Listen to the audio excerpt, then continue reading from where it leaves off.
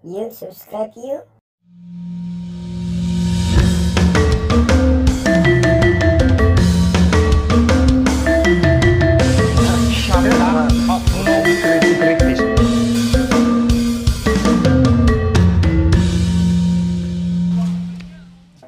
Oke, nah yang menarik adalah bahwa pada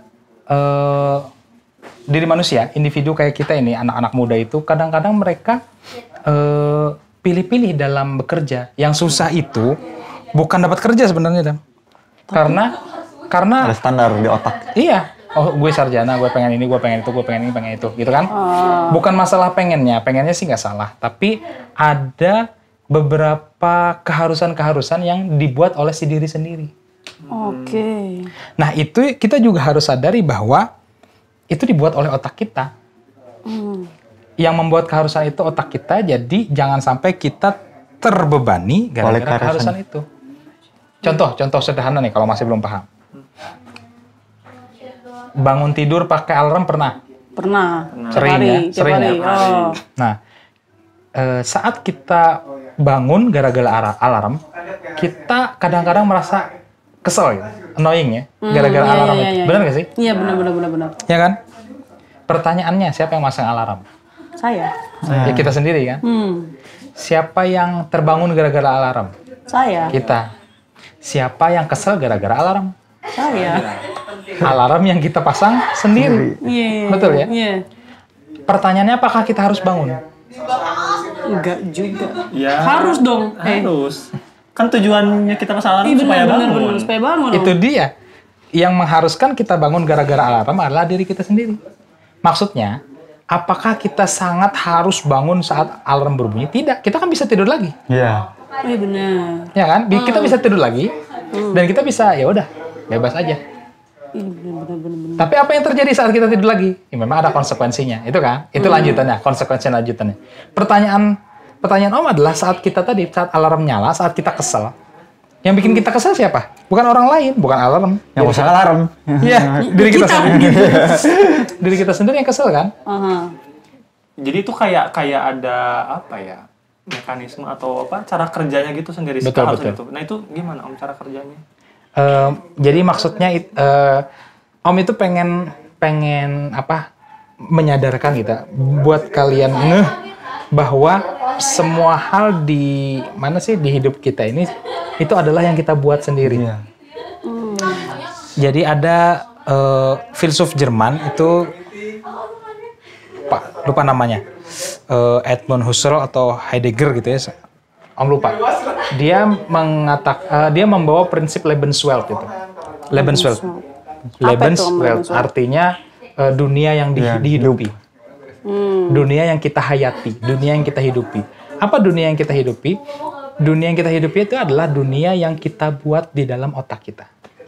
Oke. Contoh. Kok aku dengarnya kayak imajinasi gitu. Apa bedanya gitu sama ini? Nah, imajinasi itu adalah saat orang lain tidak sepakat dengan apa yang kita bilang. Contoh, ini adalah handphone. Semua orang sepakat ini handphone. Misalkan dunia Om. Ini dunia Om aja. Kalian tidak ada. Ini dunia Om. Dunia gelap, dunia malam. Saat di ruangan ini hanya ada Om sendiri. Ini adalah dunia Om. Ini akan Om bilang boneka. Boleh nggak? Boleh. Karena ini dunia Om. Betul kan? Iya. Nah, dunia Om ini akan hancur saat kalian datang. Yang tidak menyepakati itu boneka. Gitu. Iya, tidak menyepakati itu boneka. Nah, prinsip Lebenswelt itu seperti itu. Dan begitu juga prinsip keharusan. Maksudnya, pertanyaan sederhana. Tadi kan Uji mengatakan, berarti kita boleh kerja apa aja dong? Maksudnya melakukan apa aja. Prinsipnya betul. Oke. Prinsipnya saat kita bisa melakukan apa saja, kita bebas, sebebas-bebasnya melakukan apapun gitu ya. Itu prinsip umumnya. Nanti entah itu ada konsekuensinya, entah itu ada wacana lain yang atau ada buntut-buntut lain, itu mah belakangan. Kita bahas yang ini aja secara umum aja. Secara khusus kita bahas tentang bagaimana otak kita sebenarnya bekerja dan sebenarnya bisa kita akalin. Akalin gimana?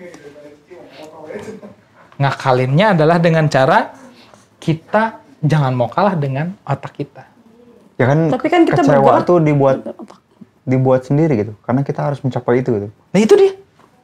Wah. Atau jadi kalau kayak gitu, jadi Sunda ya. Atau jadi kalau kayak gitu maaf Kalau mana Akang? kalau kayak gitu berarti kayak apa ya? Jadi si keharusan ini tuh ya bisa banget nyiksa diri sendiri dong. Sangat. Ekspektasi. Contoh, Kak, aku harus lulus 3 tahun, misalkan itu ya. Misal. Target 3 tahun. Ini kan target. Kata ya itu kita nggak bicara dulu bahwa orang besar harus punya target, orang sukses nggak usah. Kita nggak usah bicara itu. Kita bicara tentang harus aja dulu.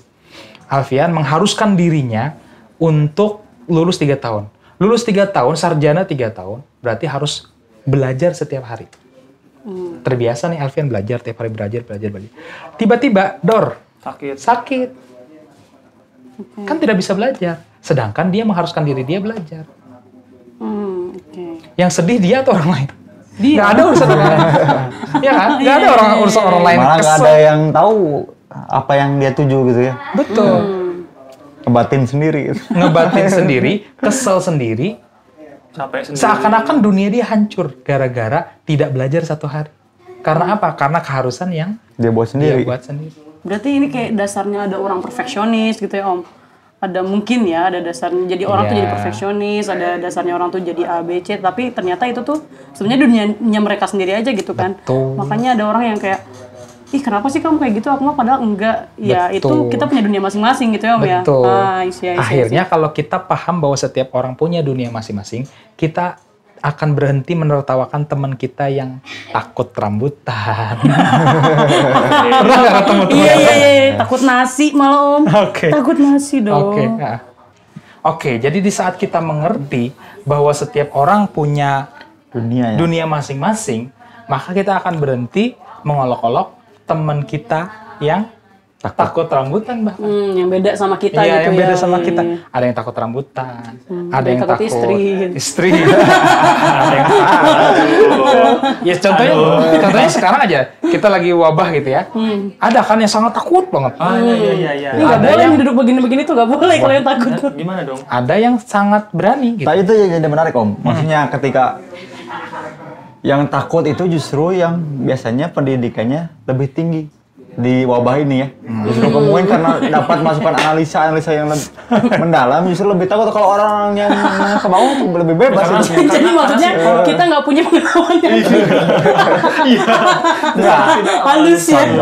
Itu di luar outside. Betul. Itu ada teori baru, teori lain lagi. Kita bahas di episode lain. Oh siap. Tunggu, siap. pokoknya tunggu.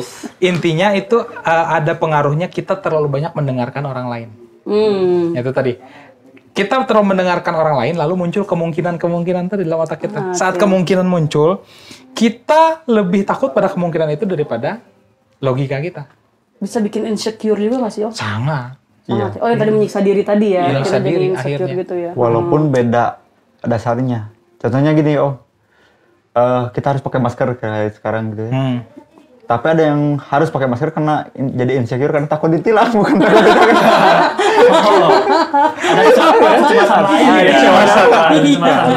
Cuma saja berbeda. Jadi lebih baik menjaga dompet dibanding menjaga kesehatan gitu. Jadi pindah gitu ya. Iya. Jadi ada keharusan yang berbeda. Nah, kalau misalkan Om boleh ini ya, boleh pinjem. Kita kan sedang bahas teori dari Eropa lah ya, teori manusia dari Eropa. Kalau Om boleh pinjem konsep-konsep di agama, nah itu sebenarnya doa. Jadi prinsip doa itu Ya, banyak adalah doa-doa yang begitu ya. betul. Prinsip doa itu adalah positif, menerapkan pikiran positif dalam kita. Tapi ada doa juga yang menolak kekhawatiran, gitu. Betul. Menolak direpotkan karena hutang, Betul. Misalkan mati dalam keadaan yang buruk. Gitu. betul. Kita kan manusia itu pasti cemas dengan kematian tadi. Betul. Kita kalau misalkan cemas berlebihan, kita kan aduh takut mati, aduh takut ini, naik motor aduh takut mati, naik angkot takut mati, semuanya takut mati. Naik odong-odong takut mati. Nyalain kompor takut mati. Gitu kan. Ya maksudnya itu. Jadi agama menyediakan konsep salah satunya doa untuk sebenarnya itu tadi menghindarkan kita dari kecemasan-kecemasan berlebihan, melepaskan itu kecemasan kita.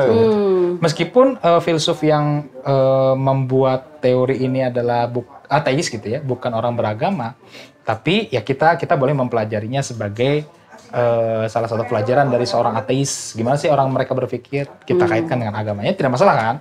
Tapi kalau kita sambungkan, tadi maksudnya Om kan bilang kalau boleh disambungkan, ini akan jadi maksudnya ajaran agamanya akan jadi sangat make sense gitu. Kenapa agama mengajarkan doa? Kenapa doa itu harus begini? Kenapa harus begitu? Karena pada dasarnya tidak baik mencemaskan sesuatu yang ya sudah, let it flow aja gitu. Iya. Berarti agama tuh hadir sebagai kayak hope gitu nggak sih Om? Betul. Pelengkap gitu ya Om. Betul. Siap. Gimana nih dari agama tadi apa sih yang diajarkan? Iya. Apa yang tahu nih? Ini kan Islam itu malah artinya kan misalnya agama saya ya, yang saya anut dari Islam. KTP, ijazah, KTM. Ya justru kan ngajarin kepasrahan itu mungkin salah satunya yang saya tangkap dari menurut Om, jadi melepaskan kecemasan gitu. Jadi kita lepasin kecemasan kita karena kita sudah menyerahkannya pada yang di atas. Terlepas orang itu percaya Tuhan atau enggak ya? Kita yang melepas orang percaya Tuhan, tapi kita ngelepasin itu. Ya, secara agama memang dia harus percaya dulu pada Tuhan, baru dia bisa pasrah kan? Iya, gitu. Nah, sebenarnya di sisi itu agama itu menyediakan jalur cepat untuk bisa menguasai teori yang sekarang kita bahas ini. Iya. Contoh tadi kita sedang bahas keharusan gitu ya, dan Lebenswelt. Kita punya dunia masing-masing. Betul. Kita punya cara berpikir masing-masing. Gara-gara apa? Gara-gara dari kecil kita dibesarkan dengan caranya berbeda, toh. Bukan hanya berbeda, respon yang kita berikan kepada dunia juga berbeda. Uji takut apa misalkan? Tikus. Takut tikus misalkan. Kenapa takut tikus? Ada apa dengan tikus? Gitu. Ada laki-laki yang banyak takut sama kecoa. Betul ya? Ya itu mah emang binatang. Udah lah. Ya. Ahlak opso ya. Iya, salah. Kalau misalkan mas jalan masih biasa. Udah terbang. Wah, demi dewa Neptunus tuh. Dah. Tapi kadang lebay juga kan, mereka takut kecoa sampai ke atas padahal kecil gitu kan. Betul. Nah, ya, itu kan. di sisi itu kan kita sebenarnya Om ya, nggak takut sama kecoa. Yakin, serius. Yakin. Coba. Yakin. Om tidur, kecoa tuh jalan di sini digituin aja. Wow. Bisa setenang itu guys. Karena mungkin Om dibesarkan oleh kecoa. Atau lingkungannya penuh dengan kecoa. Bisa jadi. Iya, bisa jadi. Ya intinya nggak punya trauma lah. Itu dia. Jadi bahasa psikologisnya ada. Entah itu dibilang trauma atau dibilang apa. Jadi ada cerita sebelumnya gitu. Betul, pengalaman buruk di masa lalu. Parno ya. Nah, kita bisa bilang itu pengalaman mental ya. Mental kita dapat satu pengalaman di masa lalu tentang hal itu. Sama seperti pengalaman kita dengan berbagai macam benda di dunia ini. Okay. Misal gitu ya. Alfian, begini.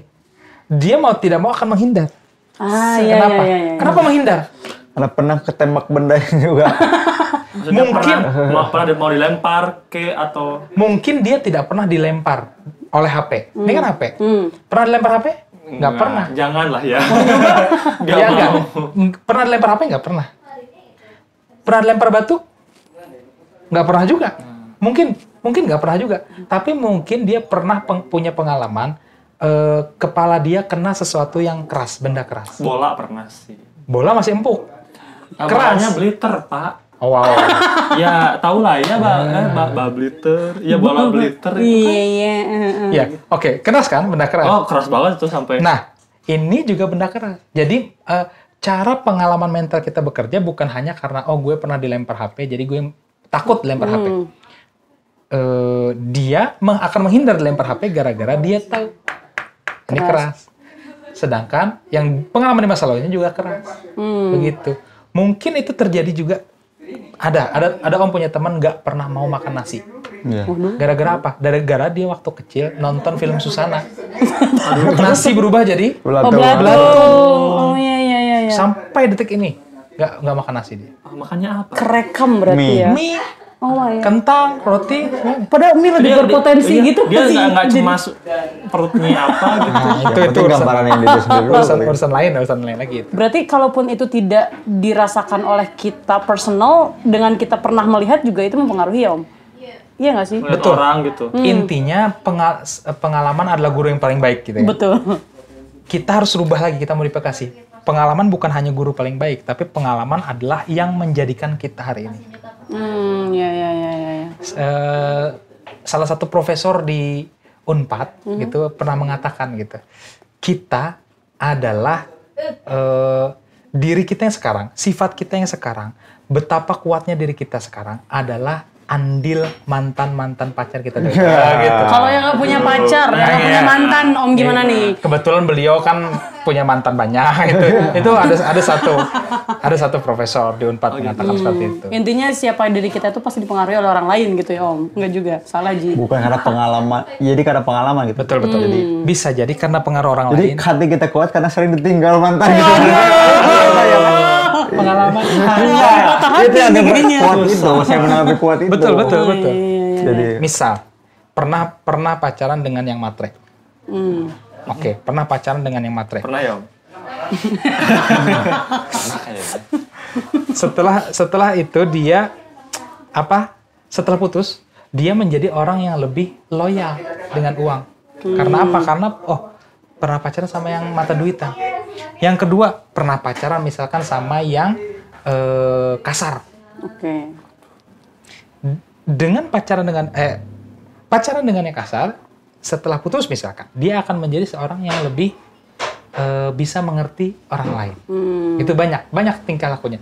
Jadi kadang-kadang bersosialisasi ada positifnya, ada negatifnya. Negatifnya gimana? Negatifnya saat kemungkinan tadi mengambil alih emosi kita.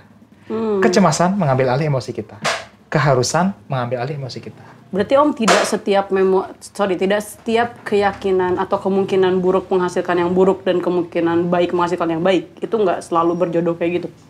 Intinya kita sekarang tidak membahas tentang baik dan buruk. Baik dan buruk itu adalah label yang dikenakan kemudian. Oke. Ada nilai tersendiri. Ada nilai lain yang mempengaruhi. Misalkan Om duduk begini, biasa aja.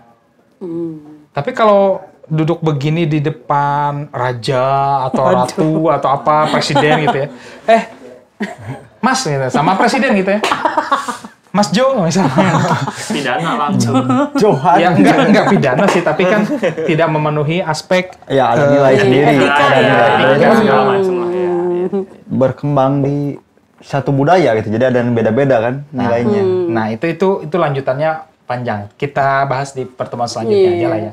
Kita punya banyak pertemuan. Tapi intinya adalah bahwa nilai baik dan buruk itu sendiri juga ternyata kita yang beri nilai loh. Oh, kita yang melabeli ya. Tiap orang beda-beda nih, bisa ya? Beda-beda. Menurut Uji, Jack Daniels itu buruk.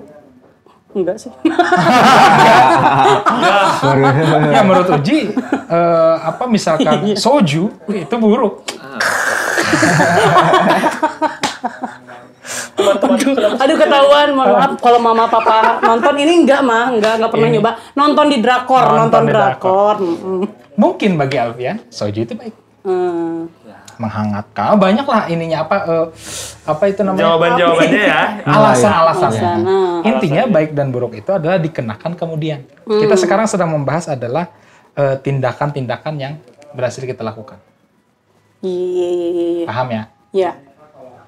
Berarti ada ini Om, sangkut pautnya dengan cara kita bersikap, kemungkinan itu. Maksudnya gimana tuh? Ya, jadi kayak mungkin karena kita misal kayak tadi kita dulunya pacaran sama si A, setelah pacaran sama si A kita jadi gimana gitu. Oh iya. Maksudnya cara kita bersikap adalah bentuk kemungkinan-kemungkinan yang dimungkinkan. Maksudnya ada relasinya tuh, masih ada relasinya. Pasti ada. Misalkan saya penakut. Contoh, saya penakut. Tidur sendiri. Bukan takut hantu, takut begal misalkan. Atau di rumah lagi ada dapat rezeki nomplok. 1 miliar rupiah misal gitu. Disimpan di rumah. Amin. Disimpan di rumah. Biar bisa beli lighting gitu. Kamera yang bagus, biar nggak mati-mati kayak tadi. Ya, apa? Uang 1 miliar. 1 miliar. Lalu terpikir, mungkin terjadi ada maling masuk, ada yang ngikutin aku, ada yang ini, ada yang itu.